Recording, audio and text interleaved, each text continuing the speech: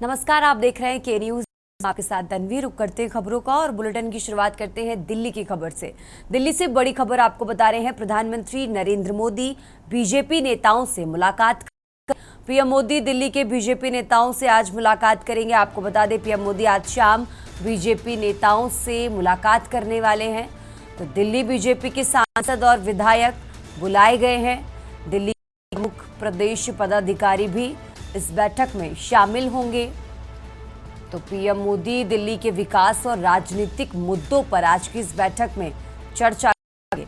तो बड़ी खबर आपको बता रहे हैं दिल्ली से, जहां प्रधानमंत्री नरेंद्र मोदी दिल्ली के विकास और राजनीतिक मुद्दों पर आज की इस बैठक में चर्चा करेंगे। आज पीएम मोदी बीजेपी नेताओं से मुलाकात करेंगे।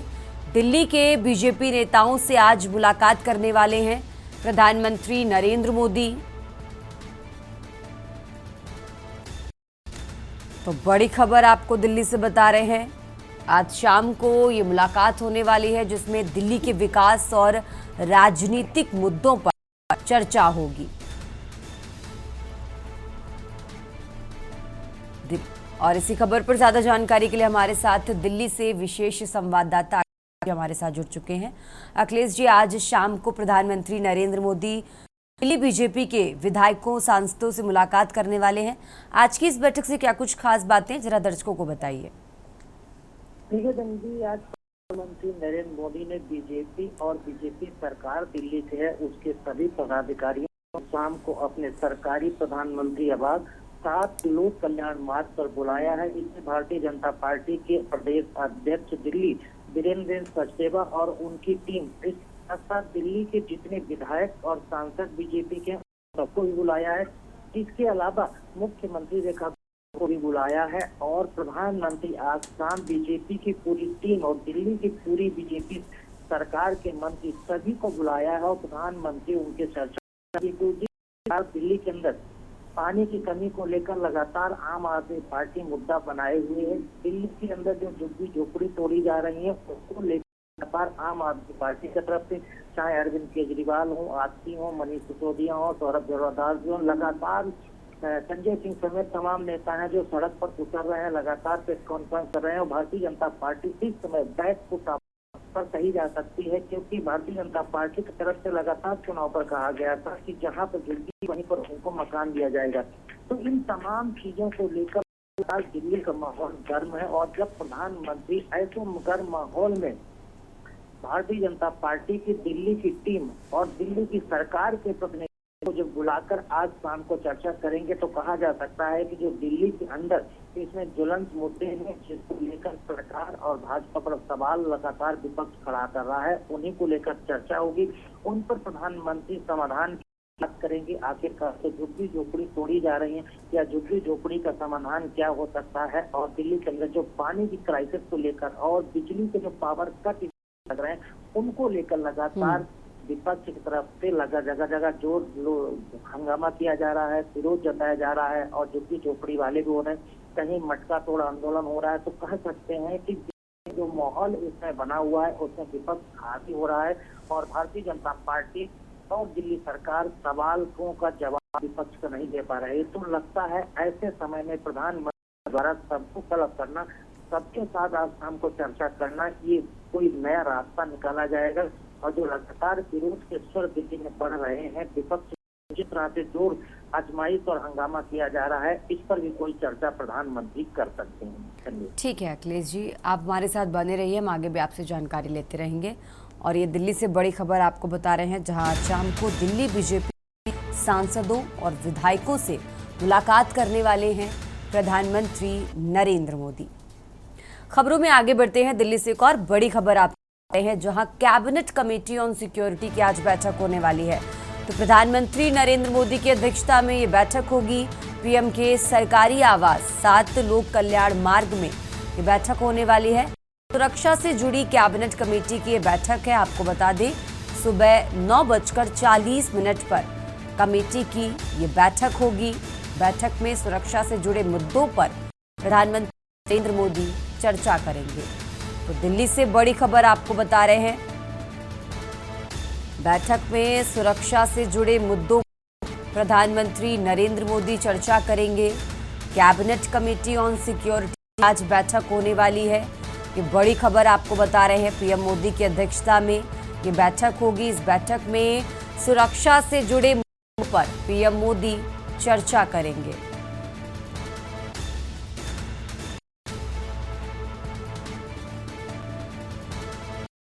और इसी खबर पर ज्यादा जानकारी के लिए अखिलेश जी हमारे साथ लगातार जुड़े हुए हैं।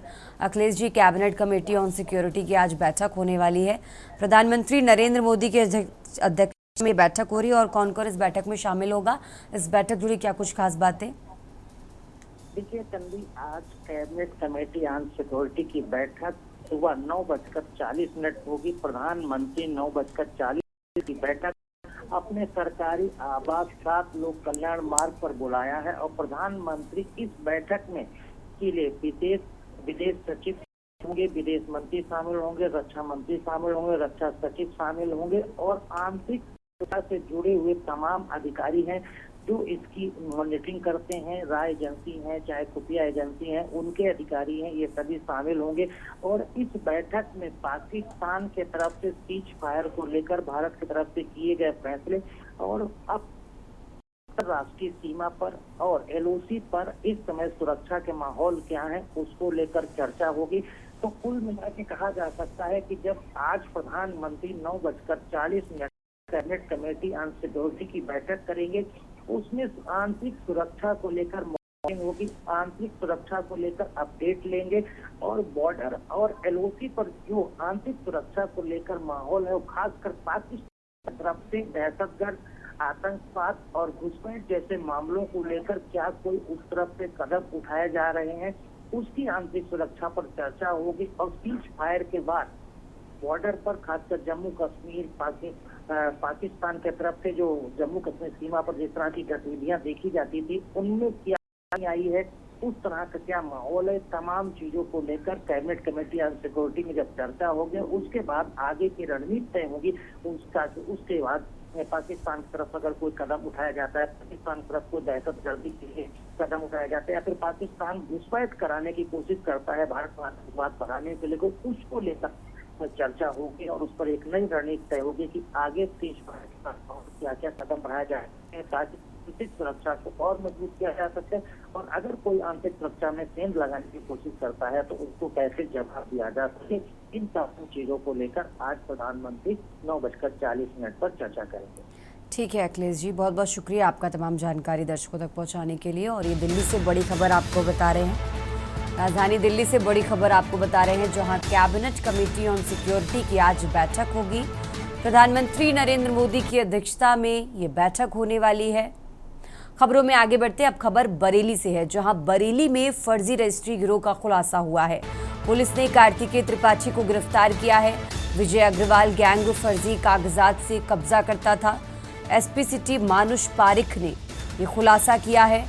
फर्जी बैनामा कर करोड़ों की ठगी की जाती थी। विजय अग्रवाल प्रॉपर्टी डीलर के रूप में काम करता था। कार्तिकेय जमीन सौदों में फर्जीवाड़ा करता था। तो बरेली से खबर आपको बता रहे हैं, गैंग सरकारी तंत्र का फायदा उठाकर ठगी करता था। पुलिस ने गिरोह के नेटवर्क को ध्वस्त किया है। गैंग पर कई करोड़ की ठगी का आरोप है। विजय अग्रवाल को जल्द गिरफ्तार किया जाएगा। आरोपी कार्तिकेय बेहद शातिर और अनुभवी है। मामले में 2 लेखपाल पहले ही जेल जा चुके हैं। कुमार और अमित सिंह राठौर पहले ही गिरफ्तार किए जा चुके हैं। तो बरेली से खबर आपको बता रहे हैं, इस मामले में 2 लेखपाल पहले ही जेल जा चुके हैं। इस गैंग पर कई करोड़ की ठगी का आरोप है।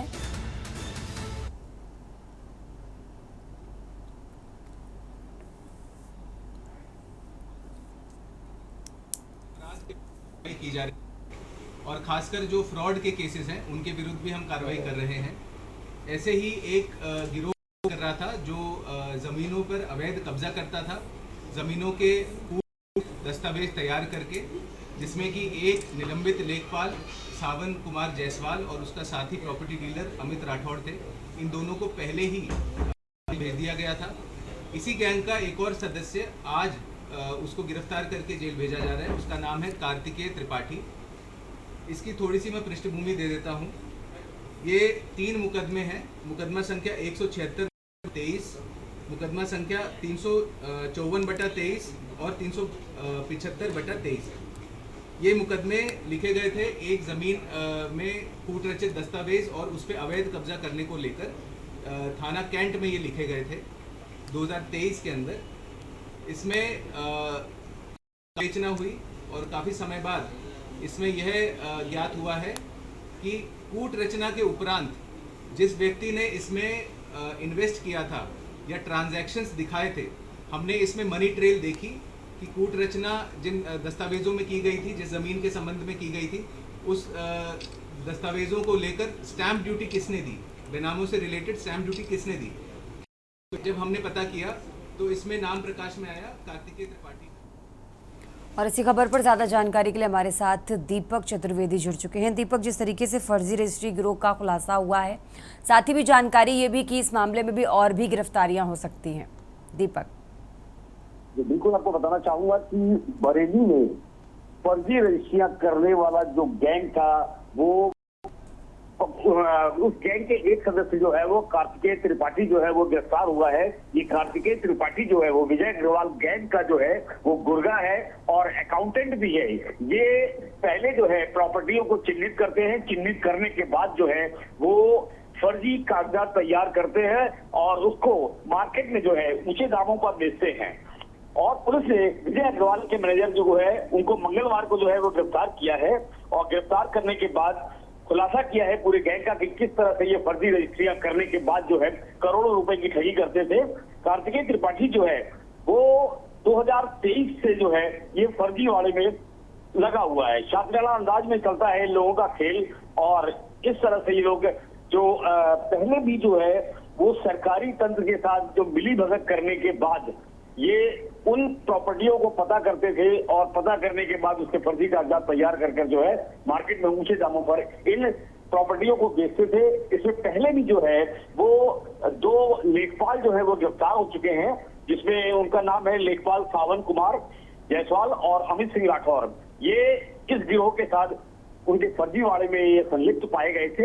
इनको पुलिस ने गिरफ्तार करके जेल भेज दिया है और आगे जो विजय अग्रवाल गैंग के जो सरगना है विजय अग्रवाल, उसको भी गिरफ्तार करने की पूरी तैयारी चली गई है। जी ठीक है दीपक, बहुत बहुत शुक्रिया आपका तमाम जानकारी दर्शकों तक पहुंचाने के लिए। और ये बरेली से खबर आपको बता रहे हैं जहां फर्जी रजिस्ट्री गिरोह का खुलासा हुआ है। और चलिए खबरों में आगे बढ़ते हैं। अब खबर लखनऊ से है, जहां लखनऊ में आयुष्मान योजना में बड़ा घोटाला हुआ है। हजरतगंज थाने में एफआईआर दर्ज हुई। डॉक्टर ब्रजेश कुमार श्रीवास्तव ने रिपोर्ट दर्ज कराई है। 39 अस्पतालों को करीब 9 करोड़ का फर्जी भुगतान। कुल 6,239 दावों पर गलत भुगतान हुआ है। आपको बता दें भुगतान 1 से 22 मई 2025 के बीच हुआ। आईएसए लेखाधिकारी और वित्त प्रबंधक की भूमिका संदिग्ध पाई गई है। सीईओ की लॉगिन आईडी से हेराफेरी की गई। लॉगिन आईडी का रात में दुरुपयोग हुआ। तो धोखाधड़ी और सरकारी धन गबन का ये मामला है। अधिकारियों की लापरवाही, मिली भगत की भी आशंका है। तो लखनऊ से खबर आपको बता रहे हैं, साचीज के सिस्टम से लॉगिन कर प्रक्रिया बदली गई। हजरतगंज थाने में फिलहाल केस दर्ज कराया गया है। पुलिस ने जांच शुरू कर आगे की कार्रवाई तेज कर दी है। तो लखनऊ से खबर आपको बता रहे हैं।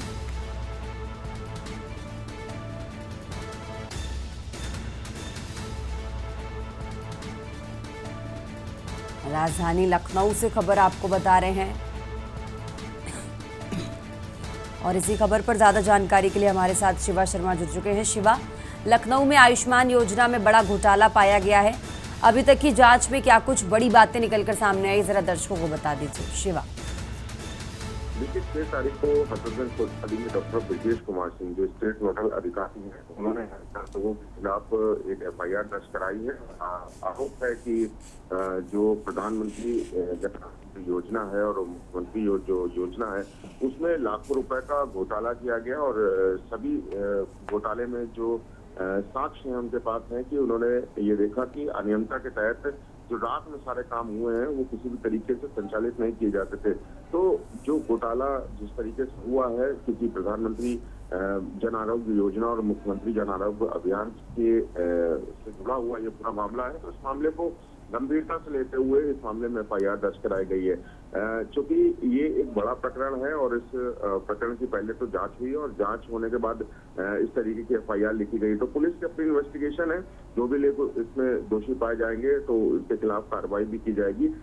सचिव द्वारा संचालित आयुष्मान भारत प्रधानमंत्री जन आरोग्य योजना और मुख्यमंत्री अभियान में जांच में खुलासा हुआ है और उसके द्वारा ये कहा गया है कि कुछ चिकित्सालयों को एक भुगतान में गंभीर अनियमितताएं और धोखाधड़ी पाई गई है और जो भुगतान है वो 1 मई 2025 से लेकर के 22 मई तक 39 चिकित्सालयों को 6,239 दावों पर 9 करोड़ 94 लाख रुपए का गलत तरीके से भुगतान हुआ। तो एक बड़ा घोटाला है और इस घोटाले के तहत जो एफआईआर हुई है उसमें जरूर पुलिस की इन्वेस्टिगेशन जब आगे जाएगी तो बड़े बड़े नाम सामने आएंगे। अब कौन लोग दोषी पाए जाएंगे ये हमें देखने वाली बात होगी, लेकिन पुलिस की इन्वेस्टिगेशन जैसे जैसे आगे बढ़ेगी तो ये जरूर साफ होगा कि कौन लोग इसमें दोषी है और किनके खिलाफ क्या कार्रवाई की जाएगी। बिल्कुल देखना होगा आगे की जांच में क्या कुछ बड़ी बातें निकलकर सामने आती हैं। शिवा, बहुत बहुत शुक्रिया जानकारी दर्शकों तक पहुंचाने के लिए।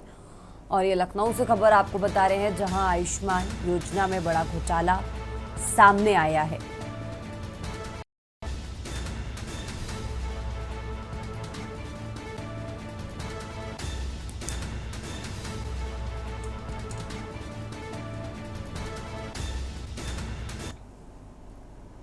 खबरों लखनऊ से है जहां सीएम डैशबोर्ड पर यूपी के टॉप 10 जिले घोषित हुए हैं। यूपी के 10 जिलों ने सीएम डैशबोर्ड पर जगह पाई है। आपको बता दें, प्रशासनिक कार्यों में उत्कृष्ट प्रदर्शन करने वाले जिले शामिल हुए हैं। तो जन सुनवाई, कानून व्यवस्था और जन कल्याण योजनाओं में दम दिखाया। विकास, राजस्व और योजनाओं के बेहतर काम पर ये स्थान मिला है। तो प्रदर्शन के आधार पर सीएम कार्यालय ने ये सूची तैयार की है।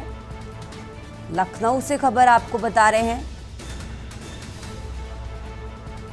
जहां सीएम डैशबोर्ड पर यूपी के 10 जिलों को जगह मिली है। प्रदर्शन के आधार पर सीएम कार्यालय ने ये सूची तैयार की है। राजधानी लखनऊ से खबर आपको बता रहे हैं यूपी के 10 जिलों ने सीएम डैशबोर्ड पर जगह पाई। प्रशासनिक कार्यों में उत्कृष्ट प्रदर्शन करने वाले जिले शामिल किए गए हैं।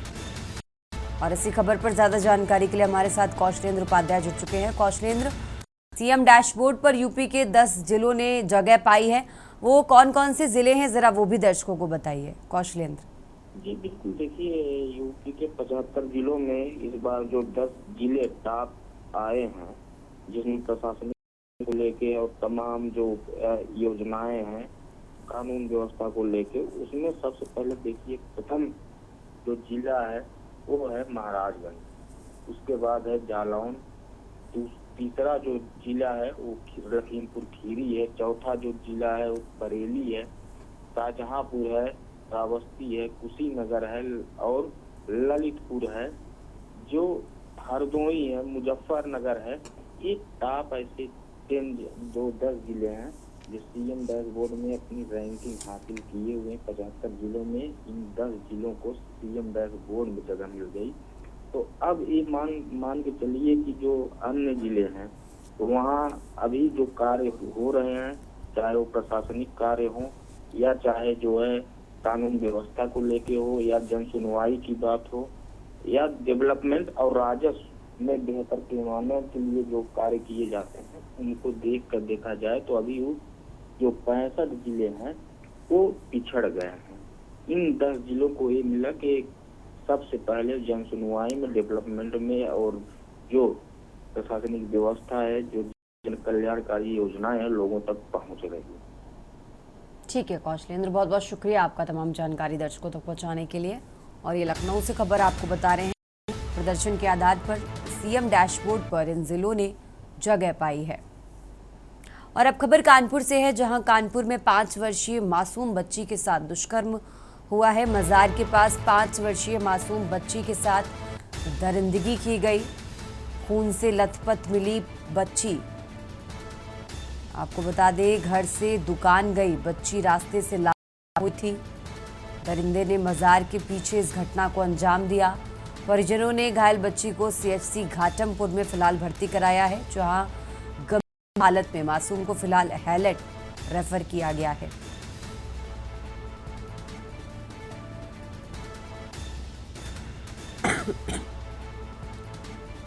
कानपुर से खबर आपको बता रहे हैं, जहां फिलहाल मौके पर आला अधिकारी पहुंचकर इस मामले की जांच पड़ताल में जुटे हुए हैं।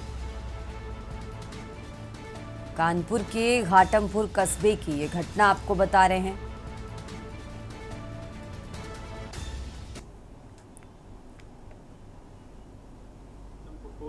112 के माध्यम से काफी कि मोहल्ला जवाहर नगर कस्बा घाटमपुर की एक लगभग 5 वर्षीय एक लड़की को घायल अवस्था में सीएचसी घाटमपुर ले जाया गया है। इस सूचना पर घाटमपुर, एसीपी घाटमपुर एवं अन्य पुलिस की टीम वहां पहुंची और वहां पर वार्ता के क्रम में फिर डॉक्टर्स ने उस लड़की को उचित इलाज higher centre Hallett hospital Kanpur refer कर दिया गया। प्रकरण की गंभीरता के दृष्टिगत कानपुर शहर में ग्रीन कॉरिडोर बना करके पीड़िता को तत्काल हैलेट हॉस्पिटल में एडमिट कराया गया, जहां उसका इलाज चल रहा है। मौके पे सभी उच्चाधिकारी मौजूद हैं।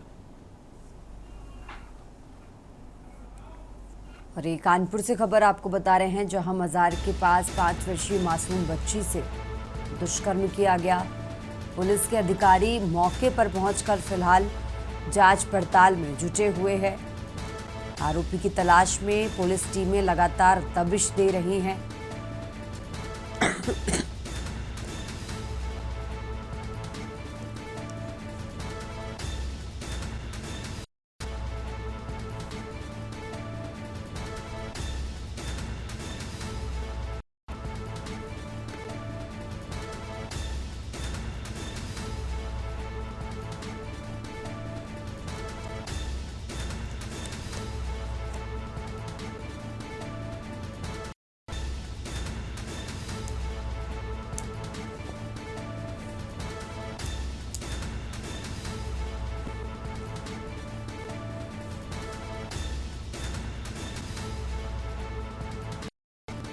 और इसी खबर पर ज़्यादा जानकारी के लिए हमारे साथ विवेक पाल जुड़ चुके हैं। विवेक, जिस तरीके से 5 वर्षीय मासूम बच्ची के साथ दुष्कर्म की घटना सामने आई है, अभी तक की क्या जांच पड़ताल हुई है और जांच पड़ताल में क्या बातें निकलकर सामने आई हैं? जी, मैं आपको बता दूं कि जिस तरीके से एक दरिंदे ने जो घर से दुकान के लिए सामान लेने बच्ची 5 वर्षीय मासूम निकली थी, उसको रास्ते से ऊपर के मजार के पीछे ले जाकर के उसके साथ रेप की घटना को अंजाम दिया था। और यही नहीं, दरिंदे ने बच्ची के चेहरे पर ईंट से हमला कर को लहूलुहान भी कर दिया था और उसके बाद मौके से फरार हो गया था। जब परिजन बच्ची को ढूंढते हुए मजार के पीछे पहुंचे तो बच्ची वही खून से लथपथ अवस्था में मिली थी। फनन परिजनों ने अस्पताल में भर्ती कराया था और पुलिस को सूचना दी थी। पुलिस पूरे मामले में जो आला अधिकारी हैं, फोरेंसिक टीम है, मौके पर पहुंचकर जांच कर रही है। और जो पुलिस के आला अधिकारी हैं उनसे बात हुई तो बताया कि पुलिस की टीमें लगातार जो आरोपी है उसको गिरफ्तार करने के लिए दबिश दे रही हैं। पुलिस की टीमों को गठित की है, जिसके बाद लगातार आरोपी की तलाश शुरू है। और वहीं अब जो बच्ची की हालत है वो गंभीर बनी हुई है। बच्ची कानपुर के हैलेट अस्पताल में आला अधिकारियों ने भर्ती कराया था, जिसके बाद परिजनों ने जिस प्रकार से आरोप लगाया था, जो आरोपी का घर है वो बच्ची के घर से जस्ट सामने बना हुआ है। और बताया जा रहा है कि कुछ पुराना विवाद चल रहा था। मामूली विवाद के चलते आरोपी कई दिनों से ऐसी परिवार के साथ धमकियां दे रहा था, जिसके चलते कल करीब 4 के आसपास बच्ची को रास्ते से आरोपी ले गया था। उसके बाद घटना को अंजाम दिया था। जी ठीक है विवेक, बहुत बहुत शुक्रिया आपका तमाम जानकारी दर्शकों तक पहुंचाने के लिए। और ये कानपुर से खबर आपको बता रहे हैं, जहां फिलहाल आरोपी की तलाश में पुलिस जुटी हुई है। इस बुलेटिन में फिलहाल इतना ही। आप देखते रहिए के न्यूज़ इंडिया। आप रहे की न्यूज, खबरों का सारथी।